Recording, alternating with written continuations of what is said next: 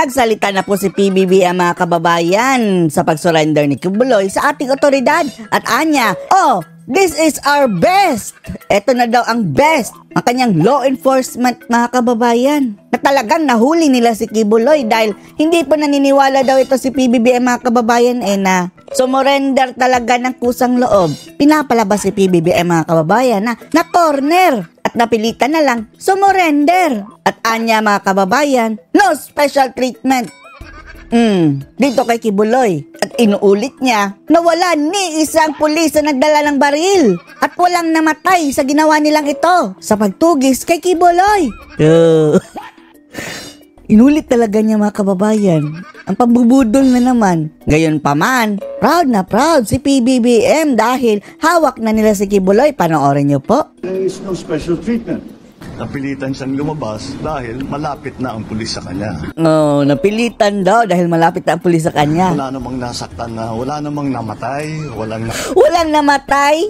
Anong nangyari doon sa isang namatay? Bakit? Nabuhay ba mga kababayan? Hindi natin nabalitaan. Baka biglang nabuhay. baril. Dahil walang ulitin ko. Ulitin mo. Lahat ng pumasok sa KOJC compound, lahat ng tao natin, ni isa doon, wala sa kanilang medal ang baril. Inulit talaga mga kababayan, no? Hanggang ngayon, uninformed pa rin. Nambubudol na talaga. Di ba nabati ko siya nung una niyang sinabi yan? Dahil kita-kita naman sa video, tapos inulit na naman. Dahil hindi mo na malaman kung may dalang baril, iba yung nagiging usapan. Yung instruction ko sa kanila. Wala akong gusto masaktan. Hindi ko naman gustong saktan yung mga member ng KOJC. Inamin na talaga niya mga kababayan na siya talaga ang utak sa likod nun. Dahil instruction niya pala Tapos, job well done daw. Salamat PBBM. Asenso na ang Pilipinas sa pag-surrender ni Kibuloy. Dahil tinutulungan lang nila yung kanilang sinusundan na leader. Bakit ba't natin sila sasaktan? Patay bang dadala ng baril? Bakit kayo magdadala ng baril? May pulis bang walang baril? So, gano'n na lang. And so, again, this is how it should be done. You can't do this without hurting anyone. Without hurting anyone, without tear-gassing anyone, without palo anyone. You can't do this without shooting anyone.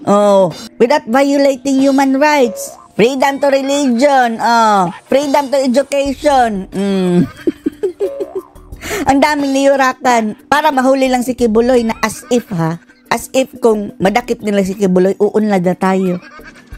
That is what police work is meant to be. And this is police work. Kung ganyan ang police work mo, PBBM, pinapakita mo lang ang pagiging diktador. Congratulations sa lahat ng ating mga kapulisan, yung na-involved, yung behind the scenes na na-involved, ang ating chief PNP. Si Marbil na nasa Middle East. Talagang all the time, araw. Na pinalitan mo ng OIC. Araw nagre-report sa akin, sometimes 2-3 times a day, kung ano yung mga pangyayari. Palaging nagre-report sa kanya dahil siya talaga ang utak mga kababayan. Hoy PBBM, mabibilib kami sa pulis Sorry mga pulis Sorry sa inyo. Pero hindi kami bilib sa pagkakadakip kay Kibuloy. Yung matapang, ang tapang nyo, saludo kami sa iyo. Hello! Bibilib kami sa inyo kung ang mahuhuli nyo, mga drug lords, mga kriminal, mga sindikato, mga durugista, drug lords talaga. Mga hoarders, mga smugglers. Bibilib kami sa inyo niyan dahil kung mahuli nyo ang mga salot na yan, uunlad ang Pilipinas, maiibsan ang ating pahirap dito sa bayan. Anong paki namin dyan kay Kibuloy? Kahit pa'y mahuli nyo yan. Nag-surrender nga, hindi nga nahuli. Anong epekto niyan sa amin? Ordinaryong Pilipino, asensado na ba tayo? Ito ang pinag-focusan nitong si BBM mga kababayan. Nagpadala ng libo-libong pulis from all over the Philippines na wala ni isa na may dalang baril. Walang karahasan, walang nasaktan, walang namatay. Doon sa Davao. So, it is really with some relief that relief! At least this success! This phase of that operation is now over.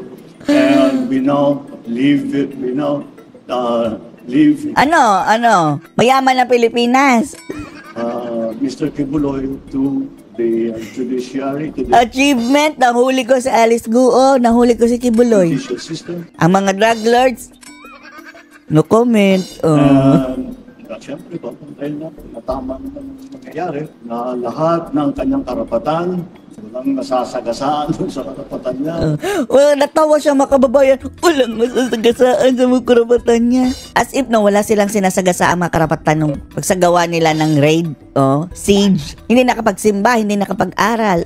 Right to education and right to religion. Walang nasasagasaan sa karapatan niya.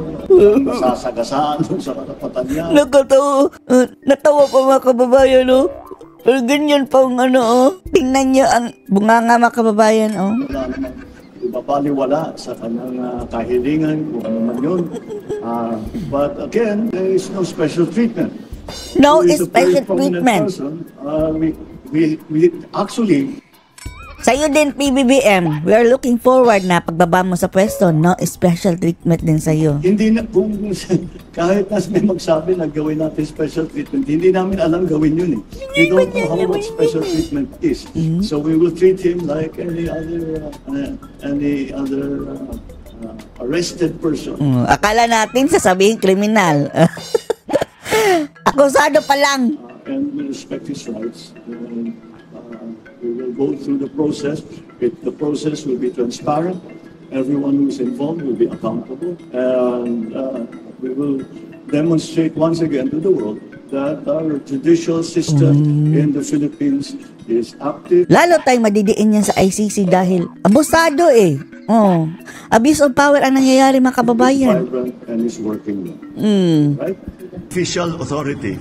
Sasabihin, nagsusurrender na ako. Alam ko may court order na Dito mga kababayan, parang sinabi niya na nambobola lang, na napilitang nagsurrender dahil na corner. may arrest order na ako, kaya magsusurrender na ako. Hindi ganyan yung nangyari. Hindi ganyan yung Ang nangyari. nangyari, napilitan siyang lumabas dahil malapit na ang pulis sa kanya. To his credit, ang sabi niya, yung mga follower niya, magpapakamatay para sa kanya. At ayaw niyang mangyari yun. So to his credit, he was still displaying a modicum of leadership to his followers. Kaya naman, again, I will stress, it was a very, involved police action, augmented, of course, by the AFP, augmented by the civilian arms of government. Civilian, yung mga minero, mga kababayan, pati yung sabi, minor de edad.